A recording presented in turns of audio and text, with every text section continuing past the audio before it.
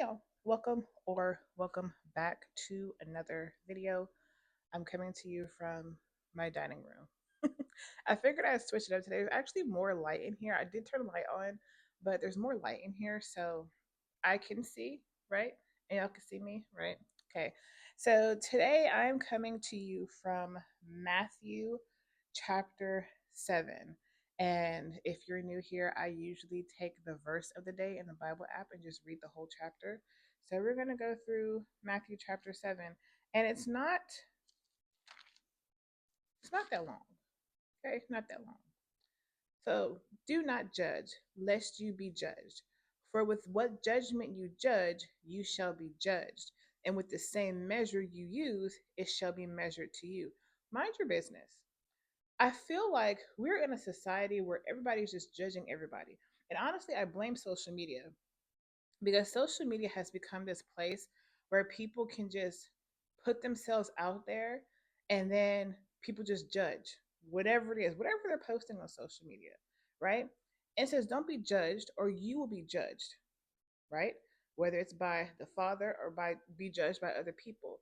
For with what judgment you judge, so the kind of judgment that you're judging people, that's how you will be judged. And with the same measure you use, how harshly you judge people, you will be judged just as harshly, if not more. So be careful what you do. Like this whole chapter is like, be careful what you do to others because that same thing will be done to you. Like the golden rule that we learned at school, do unto others as you want them to do unto you. And that's literally where they got this from because there is a verse that says that. We'll get to that in a minute. But why are we judging people? For what? Why? Right? And then the next part. And why do you look at the splinter in your brother's eye, but do not notice the plank in your own eye? Or how is it that you say to your brother, let me remove the splinter out of your eye, and see a plank is in your eye, your own eye? Hypocrite! First remove the plank from your own eye, and then you shall see clearly to remove the splinter out of your brother's eye. So you're sitting here trying to convict someone of a sin. Meanwhile, you're sinning up a storm. Just because somebody can't see the sin that you're doing, but because you see the sin that somebody else is doing, oh, you want to judge them, right? That's just like when they brought in the woman who they caught her in the act of adultery, called her in. I can't, first of all, what were y'all doing there? Was she out in the public? Was she outside where the windows open, the curtains drawn? Like, what was she doing? How did y'all catch her in the act of adultery? How?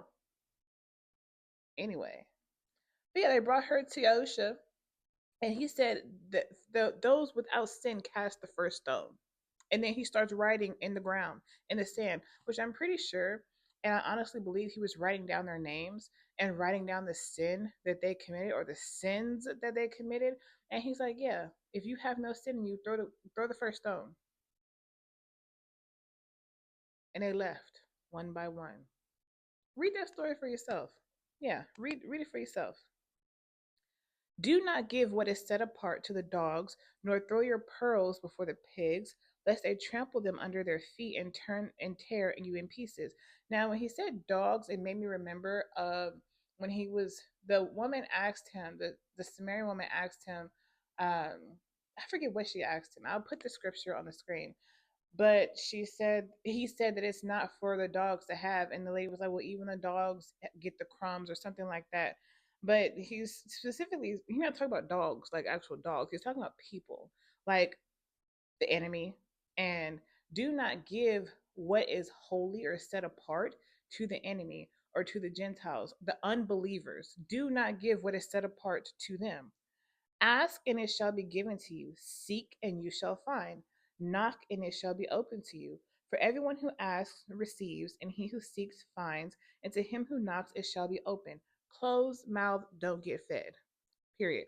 That's all I have to say about that. Closed mouths do not get fed. Or is there a man among you who, if his son asks for bread, shall give him a stone? Or if he asks for a fish, shall he give him a snake? If you then, being wicked, know how to give good gifts to your children. First of all, The way he is reading them, he's like, y'all are wicked, but you know how to give good gifts to your children. How much more shall your Father who is in the heavens give what is good to those who ask him? Therefore, whatever you wish men to do to you, do also to them. For this is the Torah and the prophets. This is the law and what the prophets have told you. Do unto others as you want them to do unto you. I mean, you can't expect to give somebody garbage for a gift, and then when they give you a gift, it's also garbage. I mean, you give what you get, or you get what you give. Yeah, you get what you give. Like that's just how it is, you know. Whatever you do to other people, that's what's going to be done to you. It's called karma. Karma, right? Enter in through the narrow gate, because the gate is wide and the way is broad that leads to destruction, and there are many who enter in through it. Because the gate is narrow and the way is hard pressed, and down here it says the way is afflicted, which leads to life. So you're going to have some affliction. You're not going to go down the narrow path unscathed. You're not, right? And there are few who find it. So it's not for everyone. Not everybody is going to make it down the narrow gate. Some people cannot handle the affliction that they're going to have. Some people just cannot handle it. They can't take it.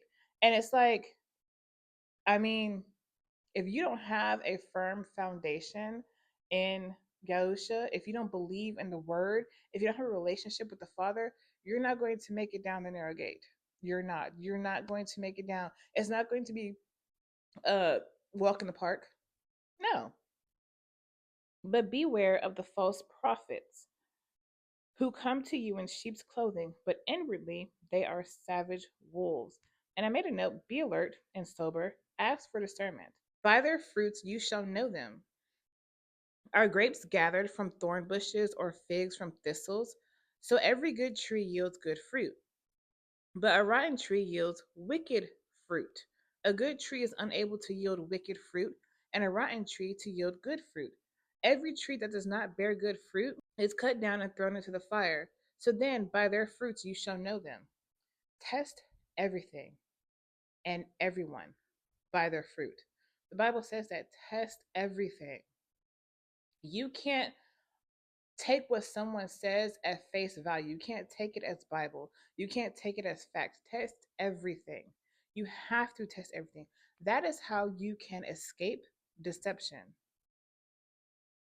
You have to test everything that comes out of every person's mouth, especially if you're someone who goes to church.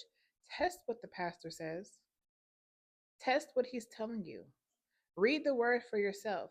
Look at his actions outside of the church and see what he's doing. Not even just for the pastors, but even people who are on YouTube who are self-proclaimed prophets. Test them. Not everyone who says to me, Master, Master, shall enter into the reign of the heavens, but he who is doing the desire of my Father in the heavens. Many shall say to me in that day, Master, Master, have we not prophesied in your name, and cast out demons in your name, and done many mighty works in your name? These are church people. People who go to Sunday church. It's them, it's the pastor, it's these teachers, these self proclaimed prophets, all of them. That is who this is referring to, because they think that they're doing things in the Father's name, and they're not, because they're not doing what he actually said to do. And then I shall declare to them, I never knew you. Depart from me, you work lawlessness. You work lawlessness. That's what you do. Lawlessness. Lawlessness is anything that is not in the Torah. Doing anything that is not in the Torah, that is lawlessness. Therefore, everyone who hears these words of mine and does them shall be like a wise man who built his house on the rock. And the rain came down, and the floods came, and the winds blew and beat on that house, and it did not fall, for it was founded on the rock. Its foundation was firm, immovable, unshakable, indestructible. If you have a firm, secure foundation in the word, you cannot be moved. You can't, because it's not going to waver. A firm foundation does not waver. And I made a note: a firm and solid foundation, belief in the word makes you solid. A firm foundation never wavers or crumbles. It cannot be destroyed. No matter what comes at it, you are unshakable. Nothing's going to change you. Nothing's going to stray you from the path that you're on. Nothing is going to make you waver. Nothing's going to make you step out of line, step to the left or step to the right. You're going to go straight forward.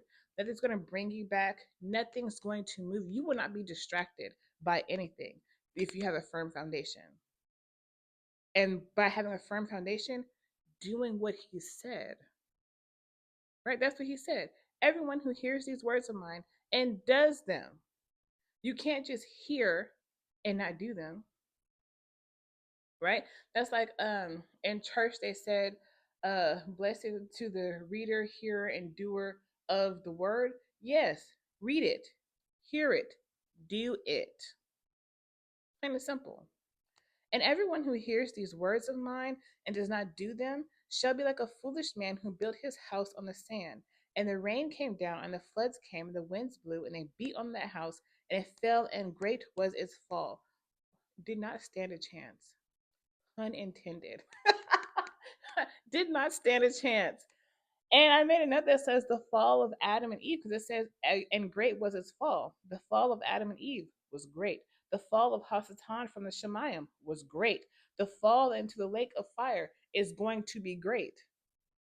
It's going to be a great fall. It's literally like, and you're done. You're done for. And it came to be, when Yahusha had ended these words, that the people were astonished at his teaching, for he was teaching them as one possessing authority and not as the scribes. They had a very skewed vision or perception of him, very misconstrued. And I said they misconstrued who he was, attributing him as a scribe, basically an assumption. They never heard what he was teaching before. They never heard these words before. So obviously, they're used to listening to what the prophets, the false prophets, are telling them. And, the Pharisees and the scribes, they're used to what they're saying. But he's coming and saying, like, no, something completely different. And they're like, who is you? Where do you get this authority from? Where do you get off telling us this? Where? Who, what, when, where, and why? That is what they're thinking. They're astonished. In this context, it has a negative connotation. To be astonished in this context is to kind of be like taken aback, kind of to be offended, into like side eye. Like, who do you think you are?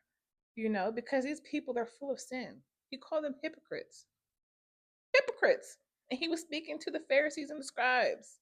And then he was also speaking to the people when he said, but beware of the false prophets who come to you in sheep's clothing, but inwardly they are savage wolves. He had just called them hypocrites. That's what he was talking about. Granted, yes, he was talking to the people, but the Pharisees and the scribes knew that he was talking to them. They knew that. Yes, they knew he was talking to them. But anyway, y'all, that's all I have for y'all. Let me get to work.